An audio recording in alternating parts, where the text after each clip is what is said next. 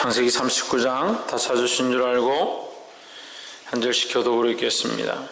요셉이 이끌려 애굽에 내려가매 바로의 신하 시위대장 애굽 사람 보디발이 그를 그리로 데려간 이스마엘 사람의 손에서 그를 산이라. 여호와께서 요셉과 함께 하심으로 그가 형통한 자가 되어 그의 주인 애굽 사람의 집에 있으니 그 주인이 여호와께서 그와 함께 하심을 보며 또 여호와께서 그의 범사에 형통케 하심을 보았더라. 요셉이 그의 주인에게 은혜를 입어 섬김에 그가 요셉을 가장 종으로 삼고 자기의 소유를 다 그의 손에 위탁하니 그가 요셉에게 자기 집과 그 모든 소유물을 주관하게 한 때부터 여호와께서 요셉을 위하여 그 애굽 사람의 집에 복을 내리심으로 여호와의 복이 그의 집과 밭에 있는 모든 소유에 미친지라. 주인이 그의 소유를 다 요셉의 손에 위탁하고 자기가 먹는 음식에는 자사하지 아니하였더라. 요셉의 부모가 빼앗고 아름다웠더라. 그 후에 그 주인이 처가 요셉에게 눈짓하다가 동침하기를 청하니 요셉이 거절하며 자기 주인에게 이르되 내 주인이 이스라엘 모든 소유를 간섭하지 아니하고 자기 손에 위탁하였으니 이 집에는 나보다 큰 이가 없으며 주인이 아무것도 내게 금하지 아니하였어도 금한 것은 당신뿐이니 당신은 자기 아내임이라. 그런즉 내가 어찌 이 큰 악을 행하여 여호와께 득죄하리이까.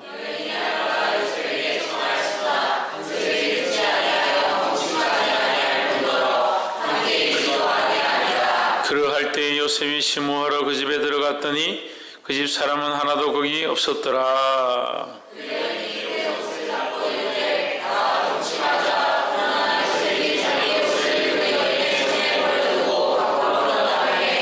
그가 요셉이 그 옷을 자기 손에 버려두고 도망하여 나감을 보고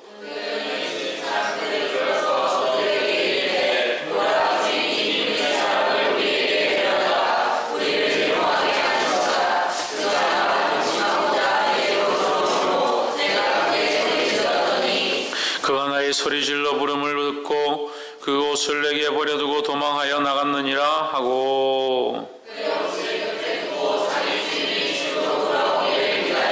이 말로 그에게 고하여 가로되 당신이 우리에게 데려온 히브리 종이 나를 이론코자 내게로 들어왔기로.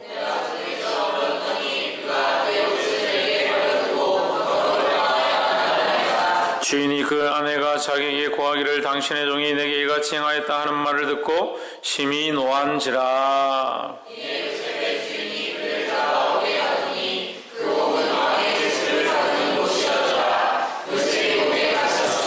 여호와께서 요셉과 함께 하시고 그에게 인자를 더하사 전옥에게 은혜를 받게 하시매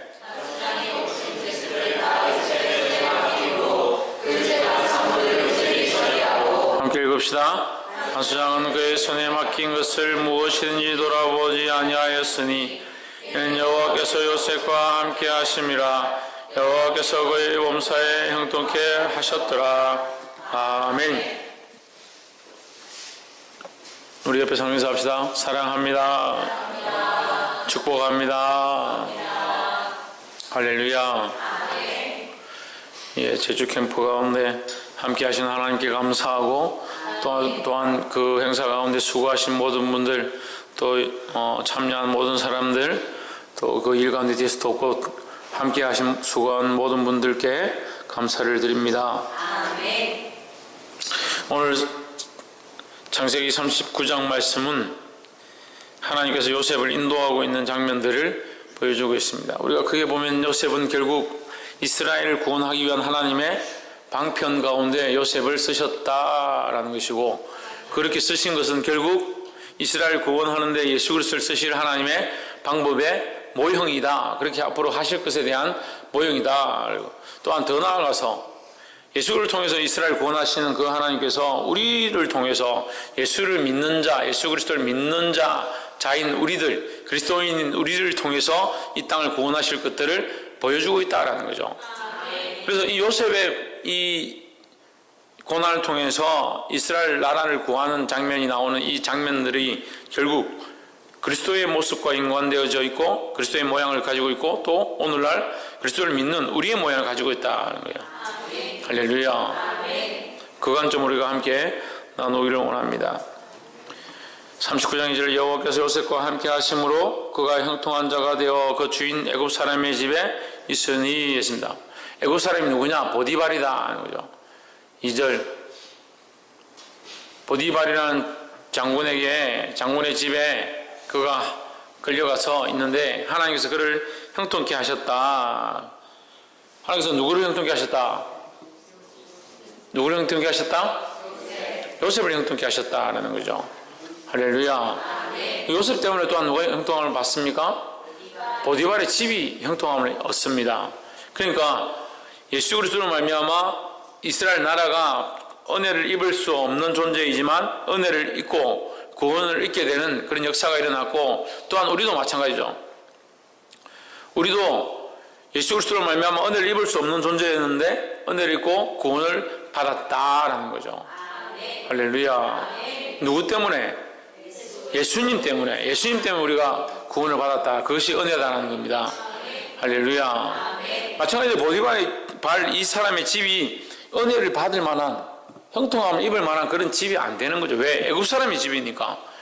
애굽 사람의 집이니까 보디발이 무슨 자격이 있고 보디발이 뭔가 뛰어나서 은혜를 받고 축복을 받고 형통함을 입었다. 그게 아닙니다. 그래서 뭐 어떻게 봐야 합니까? 요셉의 연고 때문에 요셉의 이유 때문에 그 요셉의 그 집에 들어간 이유로 말미암아 요셉이 하나님을 섬겼고 하나님을 신뢰했던 그 이유 때문에 그 집안이 복을 받았다라는 거죠. 마찬가지로 예수 그리스도로 말미암아 우리가 구원을 얻었고 예수 그리스도 때문에 우리가 하나님 앞에 나아갈 수 있고 예수 그리스도 때문에 우리가 하나님 앞에 기도할 수 있다는 거죠. 그러면 우리도 또한 마찬가지입니다. 우리 세상에 많은 사람들이 우리 때문에 복을 받게 되고 우리 때문에 하나님을 알게 되고 우리 때문에 형통함을 입는 그런 은혜가 있기를 주 이름으로 축원합니다. 그러니까 우리가 그렇게 하려면 요셉과 같은 삶을 살아야 된다는 겁니다. 요셉과 같이 하나님을 섬기고 하나님을 신뢰하고 아무도 바라볼 수 없을 때 요셉이 혼자 호롤 단신으로 이 애굽에 끌려갔잖아요. 혼자밖에 없었잖아요. 하지만 그는 누구를 바라봤느냐? 하나님을 신뢰하고 하나님 믿고 있었다는 거예요. 우리도 또한 마찬가지. 우리의 힘으로 할 수 없지만 우리가 하나님을 바라보고 신뢰하면 하나님 우리가 가는 모든 곳 가운데 보고 줄 줄 믿습니다. 아이들이 이제 대학을 가고 직장을 가고 이제 성장해 가는데 어디 가면 또 군대를 가야 되고 가게 되면 자기 혼자 내버려 둔 것처럼 가족들과 연락도 끊기고 우리와 연락도 끊기고 혼자 있는 것처럼 보입니다. 하지만 그곳 가운데서 어떻게 해야 되냐? 하나님이 그와 함께 하심을 자기와 함께 함을 잊어버리면 안 돼요. 할렐루야.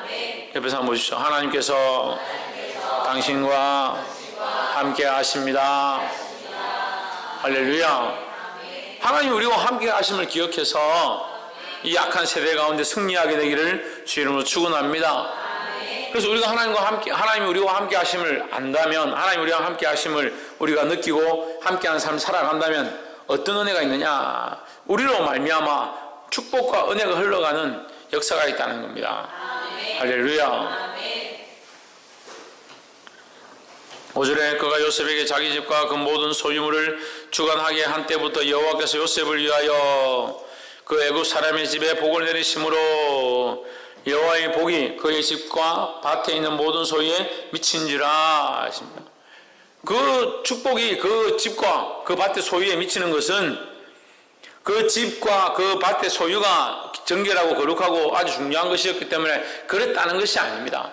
이유가 뭡니까? 요셉으로 말미암아 요셉을 위하여 요셉 때문에 할렐루야. 그러니까 우리 때문에 우리 예수 믿는 우리 때문에 우리 가정이 복을 받고 예수 믿는 우리 때문에 우리 부모가 복을 받고 예수 믿는 우리 때문에 우리 삶 가운데 놀라운 축복과 은혜가 있는 그것을 볼 수 있어야 된다는 거예요. 할렐루야. 그래서 이걸 보디발이 찾고 가면 안 되는 거죠. 근데 보디발이 그걸 알았습니다. 아 그렇구나. 이 히브리인 이 아이는 뭔가 다르구나. 하나님을 섬기니까 이 아이에게 뭔가 축복을 주시는구나. 이걸 알았던 거예요. 그래서 요셉에게 많은 것들을 맡겼습니다. 그래서 3절에 나와 있죠. 그 주인이 요셉 여호와께서 그와 함께 하심을 보며 또 여호와께서 그의 범사에 형통케 하심을 보았더라 하십니다. 보디발이 이 요셉을 본 게 아니라 요셉 가운데 하나님께서 형통케 하시고 복 주시는 것들을 보았다라는 거죠. 할렐루야. 그래서 우리 삶을 통해서 하나님 우리와 함께 하심을 보이기를 주의 이름으로 축원합니다.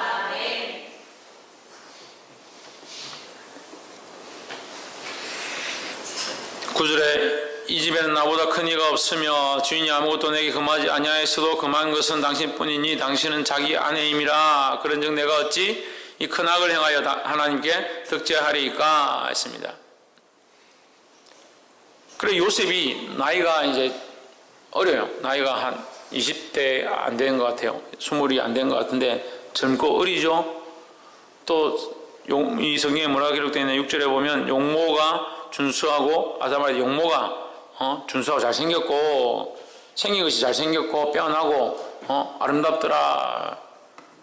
그러니까 여자들이 가만 안 놔두는 거죠. 우리 교회 성도들은 좀 조심해야 돼. 다 잘생겼거든. 우리 교회 자매들도 조심해. 다 예쁘거든.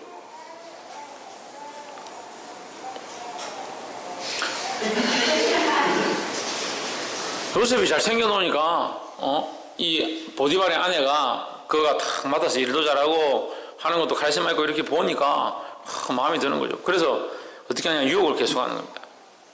유혹을 계속하는 겁니다. 죄는 따라합시다. 죄는 목적을 이루고자 한다. 죄는 목적을 이루고자 합니다.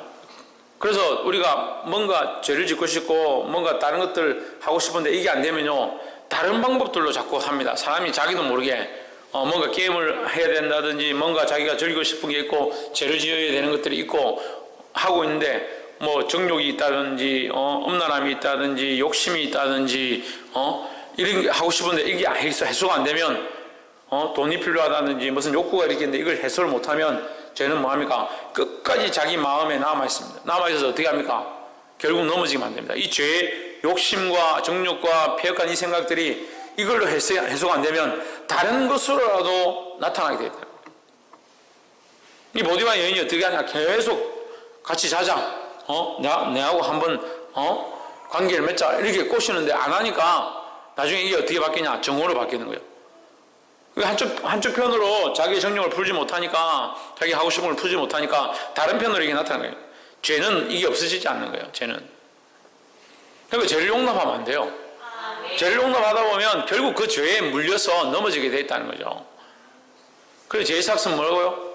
사망이다. 죄가 이제 시작되어지는 그 싹 시작되어진다는 거죠. 그건 사망이고 점점 자라간다는 거예요. 멸망으로 우리를 이끌어간다는 거예요.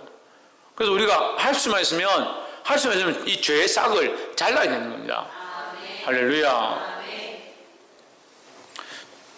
그래 9절에서 요셉이 뭐라고 합니까? 하나님 앞에 내가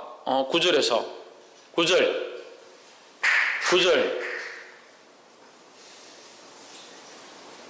안 하다가 하니까 잘 안 되냐? 하나님께 죄를 지으리까 하는 거죠. 요셉이 하나님 앞에 죄를 지으리까 하는 거예요. 유혹은 지금 누가 하고 있습니까? 보디발의 아내가 유혹하고 있죠. 보디발의 아내가 요셉을 유혹하고 있죠. 그런데 요셉은 누구에게 죄 짓는다 합니까? 하나님께 죄 짓는다는 거예요. 보디발의 아내는 남편밖에 안 보이지만 남편과 자기가 하고 싶은 그 욕망밖에 보이지 않지만 이 요셉에게는 누가 보입니까? 하나님이 보이는 거예요. 할렐루야. 우리는 그래서 달라야 한다는 거죠. 우리는 사람들 앞에 있는 것이 아니라 하나님 앞에 있다는 겁니다. 하나님 앞에서 양심껏 하고 하나님 앞에서 두려워해야 되고 하나님 앞에서 믿음을 지켜야 되는 거예요. 할렐루야. 그 요셉이 이 얼마나 아름답습니까? 하나님 앞에서 그가 세상 가운데 쫓겨나서 형들에게 팔려서 고아처럼 아무도 없는 타지에 가서 애굽의 집안에서 보디발이 너 잘한다. 너에게 다 맡기겠다. 먹는 음식만 빼고 네가 마음대로 해라. 네가 하고 싶은 대로 해라. 다 맡겨줬는데 두려울 게 없는 그런 상황이고 아무도 자기 혈족이 없으니까 걱정될 게 뭐 있습니까? 자기 하고 싶은 대로 하면 되죠. 그렇지만 어떻게 하느냐 요셉이 그 모든 상황을 보는 것이 아니라 믿음의 눈을 들어서 그런 상황 가운데도 하나님이 그와 함께 하심을 보았다는 거예요. 어떻게 하나님 앞에 이 악을 행하겠느냐.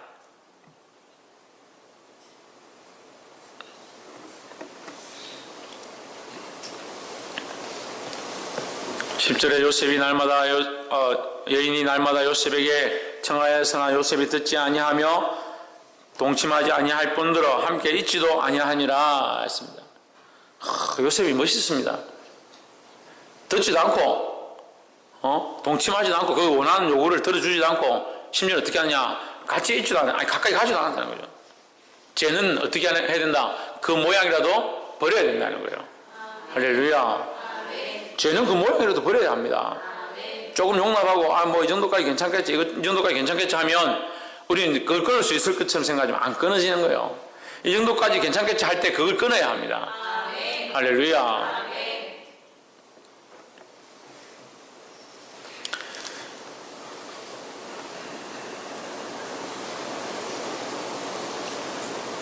11절에 그러할 때 요셉이 심호하러 그 집에 들어갔더니 그 집 사람은 하나도 거기 없었더라. 이제 다 나가고 없을 그때에 여인이 또 요셉을 유혹하는 거예요. 요셉이 도망을 칩니다. 그 여인이 옷을 잡아당기니까 옷을 벗어두고 도망을 칩니다.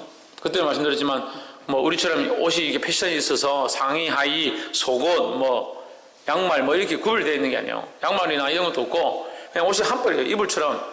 지금도 저기 사우디아라비아나 중동의 정통 의상을 보면 그냥 두루마리 같은 거 하나 둘둘 말고 허리에 끈 하나 묶고 남학생 같은 거 하나 신으면 그 끝이에요. 그렇게밖에 안 입고 있으니까 옷이 벗겨지면 이제 홀랑 벗겨지는 거죠.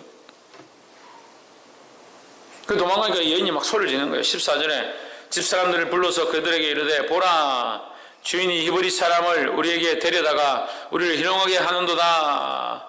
그가 나를 극간하려, 여기 여러분 성경에 동침하려, 극간하려 내게로 들어왔으므로 내가 소리를 질렀더니 그가 도망갔다. 이렇게 하는 거예요. 적반하장도 유분수가 있지. 요셉은 철저하게 어떻게 합니까? 가까이 가지도 않습니다. 그 여인과 있으려고 하지도 않습니다. 그런 상황이 되니까 도망을 쳤습니다. 요셉은 죄를 짓지 않기 위해서 모든 수단과 방법을 다 동원했습니다. 그런데 여인은 어떻게 합니까? 죄를 짓기 위해서 모든 수단과 방법을 다 동원하는 거예요. 그리고 결국 어떻게 합니까? 그것이 뭐로 바뀌어버립니까? 자기가 원하는 대로 되지 않으니까 분노로, 정오로 바뀌어서 요셉을 고발해가지고 그래서 감옥에 갇히게 만드는 그런 일을 합니다. 때로는 우리가 오해를 사기도 하고 믿음으로 살려고 할 때 사실상 사람들에게 손가락질 당하기도 합니다. 하지만 믿음을 지켜야 합니다. 하나님과의 관계를 회복해야 될 줄 믿습니다. 그래서 여러분, 이 중요한 게 뭐냐? 죄가 네 문에 엎드리면 가인에게 하나님께서 말씀하시죠. 죄가 네 문에 엎드렸을 때 너는 뭘 하라? 죄를 어떻게 하라? 가인에게 하나님 말씀하셨잖아요. 죄가 네 문 앞에 엎드리면 너는 뭐 하라? 죄를 다스려라. 죄를 다스려라. 죄가 네 문 앞에 엎드려서 이제 죄를 짓도록 너에게 유혹하고 말할 때에 네가 그것을 다스리고 끊으라는 거죠. 그렇게 하지 못하면 네가 죄의 다스림을 당하게 될 것이다 라는 거죠. 그 죄는 그 모양을 버리지 않으면 이 여인이 지금 그런 우리의 모습을 나타내는데 정욕과 음란한 것들이 있으니까 이걸 해소하지 못하니까 계속 하는 거죠. 해소하다 안 되니까 거기 뭐로 바뀝니까? 정오로 바뀌었습니다. 없어지지 않는 거죠. 죄가 없어지는 게 아니라 바뀌는 거죠. 바뀌는 거. 어떻게 하든 드러나게 되어 있다는 거죠. 어떻게 하든 멸망으로 이끌어 가려고 한다는 거죠. 결국 뭡니까? 요셉을 감옥에 끌고 와서 멸망시키려 했습니다. 하지만 하나님은 어떻게 하십니까? 요셉과 함께 하시기 때문에 요셉을 멸망하게 버려두지 않았다는 거예요. 할렐루야. 그래서 우리에게 누가 있다? 우리에게는 하나님이 함께 하신다. 홍채윤, 우리에게 누가 있다? 하나님이 함께 하신다는 거예요. 할렐루야. 19절, 주인이 그 아내가 자기에게 고하기를 히브리 종이 그렇게 했다는 얘기를 듣고 심히 노한지라 화를 내서 요셉을 감옥에 가둬버립니다. 21절, 여호와께서 요셉과 함께 하시고 그에게 인자를 더하사 전옥에게, 간수장에게, 감옥에서 제일 높은 사람에게 은혜를 받게 하심에. 할렐루야. 23절에 간수장은 그의 손에 맡긴 것을 무엇이든지 돌아보지 아니하였으니는 여호와께서 요셉과 함께 하심이라. 여호와께서 그의 범사에 형통케 하셨더라 했습니다.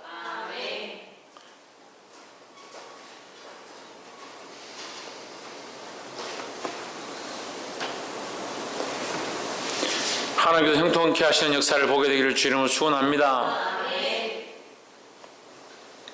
자, 우리가 여기서 이제 하나만 보고 이제 말씀을 정리를 합시다. 요셉이 가는 곳마다 형통함이 있었습니다. 요셉이 가는 곳마다 그 가정에 복이 임했습니다. 그렇죠? 요셉은 누구의 모양이다? 예수 그리스도의 모양이다. 그리고 예수 그리스도가 가는 곳마다 그곳이 복을 받는다라는 거예요. 할렐루야. 그럼 우리가 복 받는 비결이 뭡니까? 예수 그리스도와 함께 하는 것이 복 받는 방법이라는 거예요. 그래서 우리가 예수 그리스도와 함께 하려고 노력해야 된다라는 겁니다.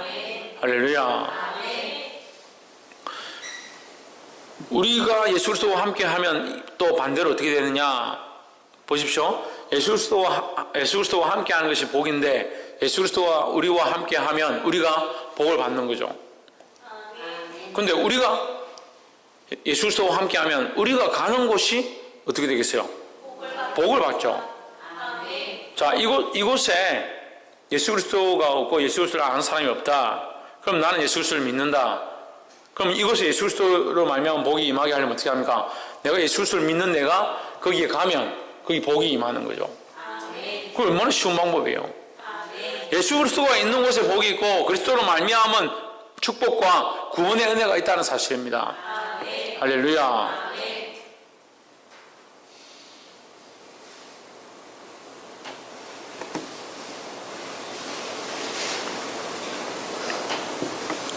마찬가지로 그 그리스도가 우리 안에 계시면, 그 그리스도가 우리 안에 계시면 우리가 가는 곳이 복을 받는다는 겁니다. 그러면 우리 가정에 복이 있게 하고 우리 가정이 하나님 앞에 돌아오게 하려면 어떻게 해야 되냐? 내가 그리스도 안에 똑바로 서 있는 거죠. 근데 이걸 잃어버리는 겁니다. 예수 그리스도와의 관계를 잃어버리고 그리스도가 우리와 함께 하심을 잊어버리고, 이건 잊어버리고 내가 왜 교회를 다니는데 우리 가정에 복이 없는가, 그런 생각을 하는 거죠. 몇 가지 문제가 있죠. 이 땅에서 복을 추구하는 거 잘못됐습니다. 그럼 이 땅에 복 받지 마라, 그게 아닙니다. 그건 하나님 하실 거고, 우리는 뭘 바라보느냐? 하나님 나라를 바라보면 되죠. 그래서 때로는 이 땅에 손해를 보고 이 땅에 어려움을 당한다 하더라도 믿음으로 살면 되죠.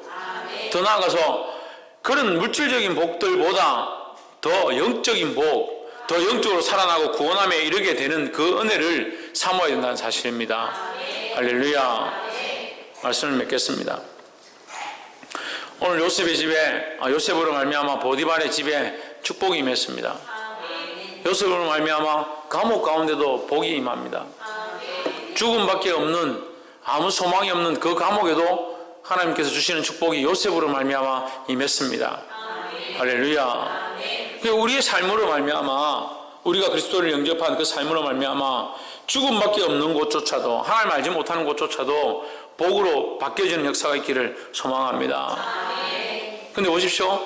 보디발의 아내는 변하지 않았습니다. 오히려 요셉을 공격하고 요셉을 유혹하고 넘어뜨리려 했습니다. 그래서 어떻게 됩니까? 그 집안이 그 복의 자리가 어디로 옮겨져 버립니까? 감옥으로 옮겨져 버리는 겁니다. 결국 예수 그리스도를 영접하지 않는 자, 예수 그리스도를 믿지 않는 자들은 그 구원의 은혜와 복을 받을 수 없다는 것을 암시하고 있습니다. 할렐루야. 그리스도로 말미암은 축복과 은혜가 저와 여러분 안에 있기를 소망합니다. 더 나아가서 우리가 그리스도를 믿기 때문에 이 믿는 자, 그리스도를 믿는 자로서 세상 가운데, 우리가 찾아가는 곳 가운데, 우리가 만나는 모든 사람 가운데 은혜를 흘려보낸 자들이 되기를 주 이름으로 축원합니다. 기도하겠습니다.